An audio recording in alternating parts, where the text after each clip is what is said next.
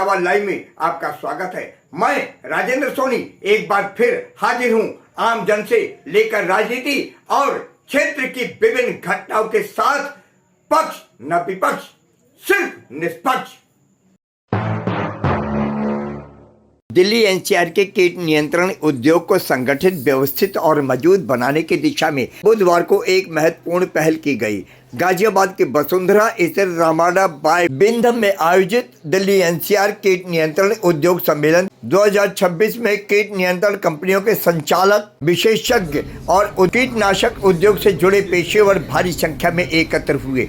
सम्मेलन में उद्योग की विभिन्न समस्याओं, चुनौतियों और उनके संभावित समाधानों पर विस्तार से चर्चा की गई। सम्मेलन का सबसे महत्वपूर्ण पहलू दिल्ली एनसीआर कीट नियंत्रण संघ के गठन का ऐलान रहा। संगठन के गठन का ऐलान होते ही उपस्थित उद्योग प्रतिनिधियों में जबरदस्त उत्साह देखने को मिला। प्रतिनिधियों ने इस पहल का स्वागत करते हुए इसे पूरे कीट नियंत्रण उद्योग के लिए महत्वपूर्ण कदम बताया। सम्मेलन के दौरान हुई विस्तृत चर्चा में ये बात सामने आई कि कीट नियंत्रण उद्योग से जुड़ी अनेकों समस्याएं किसी एक कंपनी या व्यक्ति तक सीमित नहीं है, बल्कि उनका पूरा प्रभाव पूरे उद्योग पर पड़ता है। देखिए आज की ये रिपोर्ट।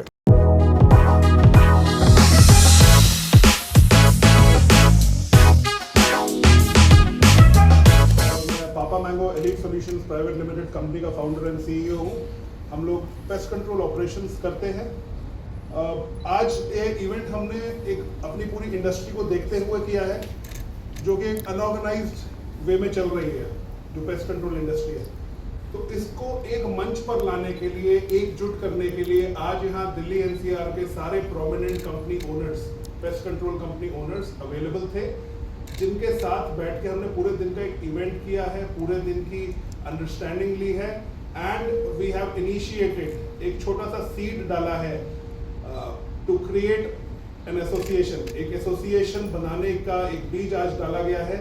उस एसोसिएशन का नाम आप देख सकते हैं, Delhi NCR pest control association, जो हमने आज इनिशिएटिव लिया है, जिसमें लोगों ने बढ़ चढ़ के हिस्सा लिया है। और ये एक बहुत बड़ी पहल है जो बातों में तो कई सालों से थी, लेकिन हो नहीं पा रही थी। When like-minded people came together, तो इस एसोसिएशन का आज बीज लाया है और आई एम वेरी श्योर कि ये बहुत बड़ा पेड़ बन के और पूरी इंडस्ट्री को एक बहुत अच्छी ग्रोथ देगा। राहुल जी, ऐसा क्या हुआ कि आप लोगों को अचानक से ये याद आया कि हमको ऐसा करना चाहिए? ऐसा सडनली कुछ घटित हुआ है हाल ही में, या मतलब क्या विचार आपका है कि ऐसा करना चाहिए? सर, इसमें देखिए, विचार ऐसा नहीं कि अभी आया, विचार तो कई सालों से आ रहा है। जब से काम स्टार्ट किया तब से आ रहा है। जिस इंडस्ट्री में हम हैं, पेस्ट कंट्रोल इंडस्ट्री, इसमें यूज होता है पेस्टिसाइड। कर्टेल हो, इंडस्ट्री के अंदर गुड प्रैक्टिसेस आए, एसओपीज आए, ट्रेनिंग्स हो, अवेयरनेस हो, पब्लिक अवेयरनेस हो, which is much more important. तो ये हमारा इसको शुरू करने का उद्देश्य था। तो इसमें गवर्नमेंट का क्या सुपरविजन रहता है? गवर्नमेंट अथॉरिटीज का कोई गलत कर रहा है या कुछ जैसे गलत चीज़ों का यूज़ कर रहा है? सर देखिए जी, देखिए, गवर्नमेंट के अंदर एसओपीज एंड कॉन्स्टिट्यूशन के अंदर लिखा तो सब कुछ है कि ये ऐसा होना चाहिए, ऐसा होना चाहिए, ऐसा होना चाहिए, लेकिन फिर भी आप देखते होंगे कि बहुत सारी चीज़ें वैसे नहीं होती जैसी किताब में लिखी हैं, क्योंकि उसके ऊपर कोई देखने वाला नहीं है। अगर आज की डेट में हम 100-150 लोग एकजुट होकर एक प्लेटफॉर्म पे आते हैं और हम अपनी प्रॉब्लम गवर्नमेंट को बताते हैं, तो गवर्नमेंट मजबूर होगी हमारी बात सुनने के लिए और उस प्रॉब्लम को टेक केयर करने के लिए। राहुल जी, ऐसी कौन सी चुनौतियां मार्केट में आपको मिल रही हैं जिसके लिए आपको संगठन बनाने की नौबत आन पड़ी? इसके लिए मैं हमारे बहुत senior mister doctor Navneet Sharma है, जो आपको बहुत अच्छा इस चीज़ का आंसर देंगे। मेरा नाम डॉक्टर नवनीत शर्मा और मैं पेस्ट कंट्रोल एलाइड सर्विस का डायरेक्टर हूँ। 1989 से मैं काम कर रहा हूँ और 37 साल मैंने जीवन के उतार चढ़ाव देखे हैं इस इंडस्ट्री के।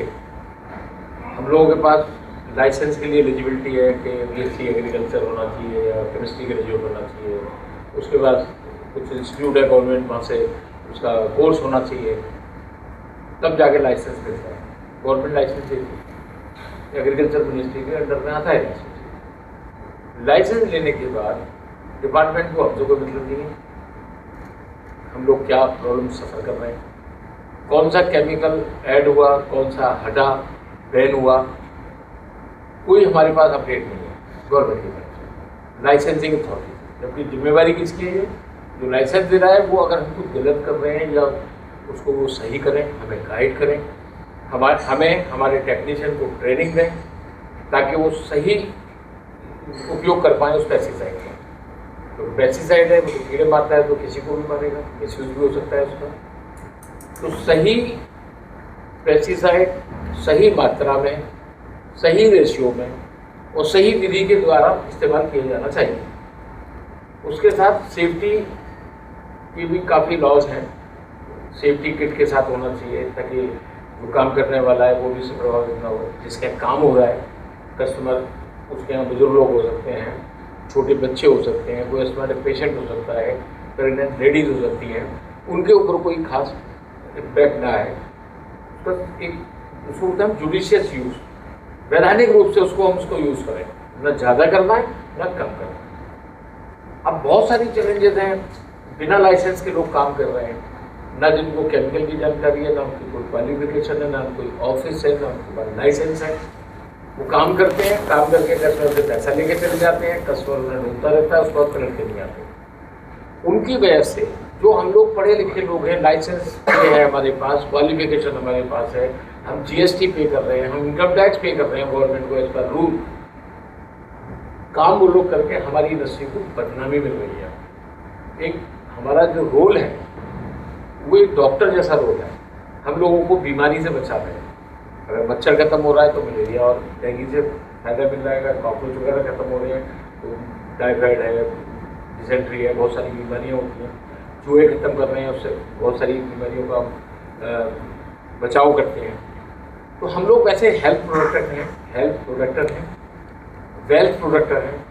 दीमक से करोड़ों रुपए का, कई हजार करोड़ रुपए का नुकसान लकड़ी का होता है, जिसको बचाने में हमारी इंडस्ट्री के लोगों का योगदान है। ये भी आपने दिल्ली एनसीआर लेवल पे जो एसोसिएशन ने इनॉग्रेशन किया है जी, ये जो मार्केट में फर्जीवाड़ा कर रहे हैं, गलत कर रहे हैं, जी। इन पर कैसे लगाम लगाएगी, कैसे कार्य करेगी, वो बताइए थोड़ा सा। हम सरकार को, तंत्र को चिट्ठी लिखेंगे, अपनी समस्याएं लिखेंगे।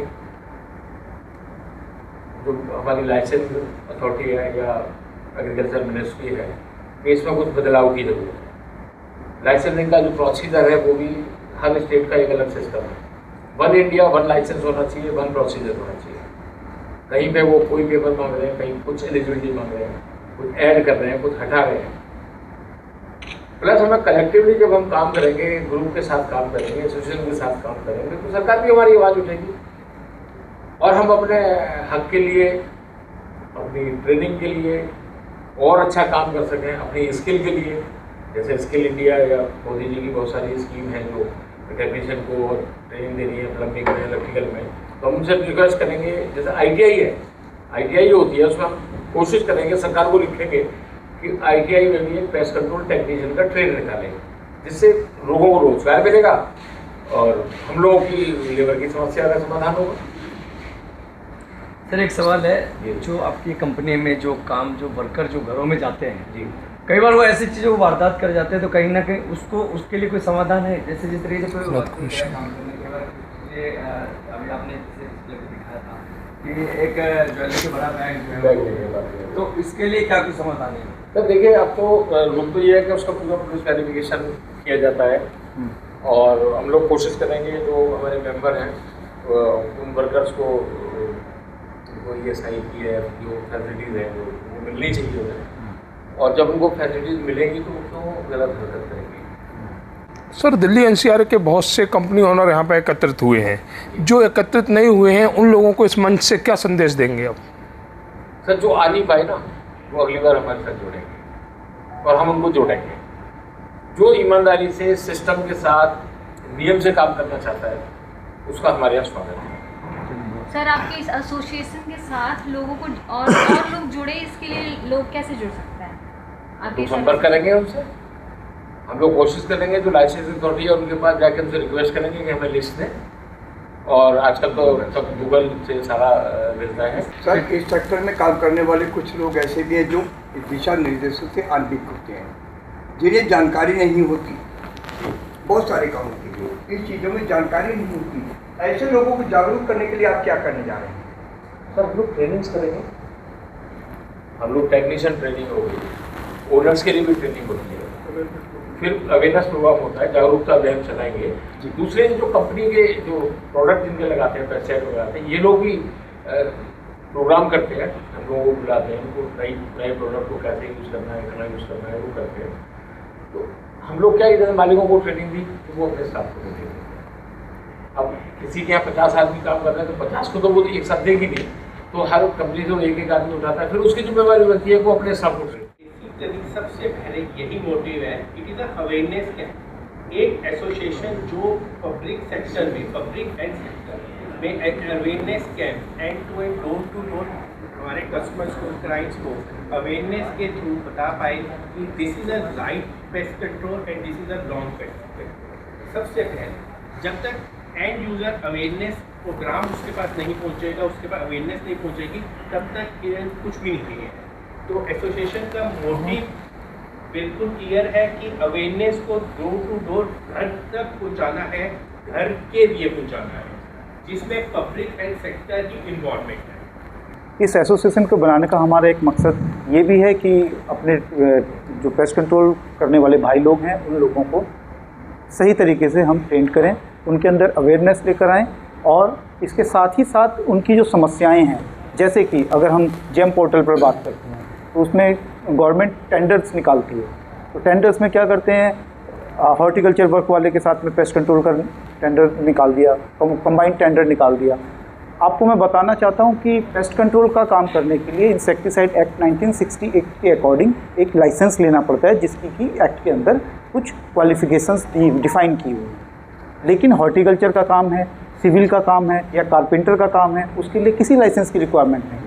बट गवर्नमेंट उस लाइसेंस को कंबाइन कर देती है और एक कारपेंटर या हॉर्टिकल्चर वर्क वाला, सिविल वर्क वाला या हाउस कीपिंग वाला वहाँ पर पेस्ट कंट्रोल कर रहा है, जो कि इलीगल। कल को कोई मिस हैपनिंग होगी तो फिर क्या आएगा, पेस्ट कंट्रोल का काम किया था, दिक्कत हो गई, इंडस्ट्री की हमारी ख़राब हुई। इसी के साथ बहुत सारे और ऐसे इशूज़ हैं कि हम टेंडर का हो गया, टेंडर के बाद में हम और भी बहुत सारी चीज़ें हैं जो हमारे लोगों को आती हैं कि ट्रेनिंग की प्रॉब्लम है, उनकी कोई बात नहीं सुनता। लाइसेंसिंग अथॉरिटी के पास जाते हैं, अकेला आदमी जाएगा, उसकी कोई बात सुनता नहीं है ठीक से।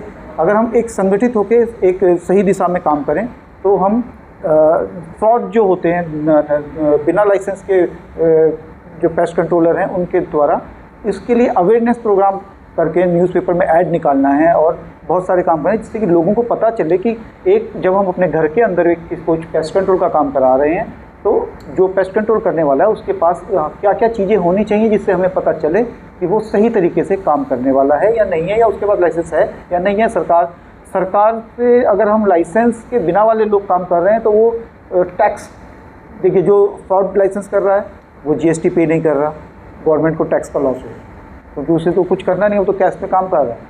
तो इस तरीके की प्रॉब्लम्स ना आए, लोगों की जान माल का नुकसान ना हो और लोगों के अंदर जागरूकता बढ़े, तो मुख्य रूप से हमारा यही एक उद्देश्य है। जो नॉर्मल एक कस्टमर है उसको नहीं पता कि गूगल के ऊपर जिस नंबर को आप गूगल पे ट्रस्ट करके बुला रहे हो उसके पास लाइसेंस नहीं है। तो एज अ ह्यूमन, मतलब एज अ इंडिविजुअल मैंने कोशिश करी कि मैंने गूगल को मेल किया, मैंने दिल्ली के CM को मेल किया, एग्रीकल्चर डिपार्टमेंट को मेल किया, बट चूँकि मैं अकेला था तो मेरी सुनवाई कुछ नहीं हुई। आज भी वो वेटिंग में है, मेरे पास कॉल आया जरूर साइबर सेल से, बट उसका कुछ भी हुआ नहीं। पिछले 3 महीने से मैं इसके पीछे पड़ा हूँ। तो इसीलिए मुझे लगा कि क्यों ना हम सब एक हो जाएं, जो मेरी एक आवाज़ है वो सब मिलकर लगाएं, तो जो हमारी ऊपर की अथॉरिटी है उनको सुनना पड़े और हम कोई भी काम एक करें लेकिन सबके लिए करें। जब हम एसोसिएशन की तरह से काम करेंगे तो वो काम ऑटोमेटिकली पब्लिक से लेकर जो PCOs के ऑनर से लेकर और पूरे इन्वायरमेंट के लिए भी हम बेहतर कर पाएंगे। इसी उद्देश्य से हमने ये एसोसिएशन बनाई है, वो आगे भी हम इसको कंटिन्यू करेंगे। जो गलत लोग मार्केट में गलत काम कर रहे हैं, जिससे लोगों के साथ गलत हो रहा है, उस चीज़ को हम उन गलत लोगों को कैसे ठीक कर सकते हैं और उन लोगों को सही ट्रैक पे कैसे ला सकते हैं। तो मेनली पर्पस हमारा यह है कि हमारी इंडस्ट्री को कोई और काम करके जाता है, बदनाम सारे हो जाते हैं। तो इस पर्पस से हम चाहते हैं कि हम इस तरीके से कुछ करके दिखाएं। जो लोग अगर नहीं कर पा रहे, एजुकेटेड है, सब कुछ उनको सपोर्ट की ज़रूरत है, तो हम उनको सपोर्ट दे पाएँ, और जो गलत है तो वो आगे किसी के साथ भी गलत ना कर पाए। यही हमारा उद्देश्य है और इसी को हम आगे बढ़ाना चाहते हैं। आपके प्रोडक्ट से मतलब कहाँ इसमें लीगल है और कहाँ इलीगल है, वो चीज़ आनी है। हमारे प्रोडक्ट से जो हम पेस्ट कंट्रोल में यूज़ करते हैं सर, प्रोडक्ट वो है जो मार्केट में जैसे ऑथराइजेशन मिला हुआ है, जो ब्रांड हो गए हैं तो वो इलीगल ही प्रोडक्ट में आ जाता है। जो बैन केमिकल यूज़ कर रहा है तो इलीगली प्रोडक्ट है, वो बैन केमिकल यूज़ हम नहीं कर सकते। देखिए, केमिकल दो तरीके के इस्तेमाल होते हैं। एक तो एग्रीकल्चर प्रोडक्ट हैं जो कि हम खेतों में यूज़ करते हैं, दूसरे होते हैं house hold insecticide. House hold insecticide और एग्रो प्रोडक्ट के अंदर अंतर ये रहता है, एक तो उनकी कॉस्ट का अंतर है। उस कॉस्ट में क्या है कि जो केमिकल एग्रो केमिकल आपको 800 रुपये लीटर मिल रहा है, हाउस होल्ड इंसेक्टिसाइड वही आपको 3000 से 3500 रुपये लीटर मिलेगा। तो ये तो कॉस्ट इफ़ेक्टिव हो गया। सेकंड चीज़ है कि हाउस होल्ड इंसेक्टिसाइड जो है उसको इस तरीके से बनाया जाता है कि अगर हम घरों में उनका इस्तेमाल कर रहे हैं और गलती से, मतलब मैं यहाँ पे जोड़ दे रहा हूँ गलती पे, जानबूझ के नहीं, गलती से आपके किसी खाने के प्रोडक्ट में उसमें थोड़ा बहुत अंश चला भी जाए तो वो आपको हार्म नहीं करेगा, वो आपको नुकसान नहीं पहुँचाएगा। यही इसी की जगह अगर हम एग्रो केमिकल करते हैं, वो चाहे गलती से चला जाए तो वो आपको कुछ ना कुछ नुकसान पहुँचाएगा। तो ये दोनों का अंतर है। इसी जो ऐसे पेस्ट कंट्रोल वाले हैं जिनके पास लाइसेंस नहीं है, वो क्या करते हैं, वो एग्रो प्रोडक्ट को, अगर आपने भी कहीं सुना होगा तो बोलते होंगे कि पेस्ट कंट्रोल कराया है, बहुत स्मेल आ रही है। तो जो हाउस होल्ड इंसेक्टिसाइड हैं आमतौर पर वो ऑडरलेस, गंधहीन होते हैं, उनमें से किसी तरीके की स्मेल नहीं आती है, और एग्री प्रोडक्ट के अंदर में स्मेल आती है। स्मेल में से जो स्मेल आपको आ रही है वो केमिकल्स में से फ्यूम्स निकल रहे हैं जो कि आप सांस के द्वारा अंदर ले रहे हैं, वो आपको ना जानते हुए ना चाहते हुए भी आपको और आपके शरीर को नुकसान पहुंचा रहा है। तो इस तरीके का जो काम है वो ना हो, उन पर रोक लग सके। तो एक हमारा उद्देश्य ये भी है कि हमारा अपने समाज के प्रति एक जवाबदेही है जिसको हम इस एसोसिएशन के माध्यम से पूर्ण करना चाहते हैं। अपने आसपास की खबरों के लिए देखना ना भूलें सशक्त आवाज लाइव न्यूज चैनल। सब्सक्राइब कीजिए एक लाइक के साथ।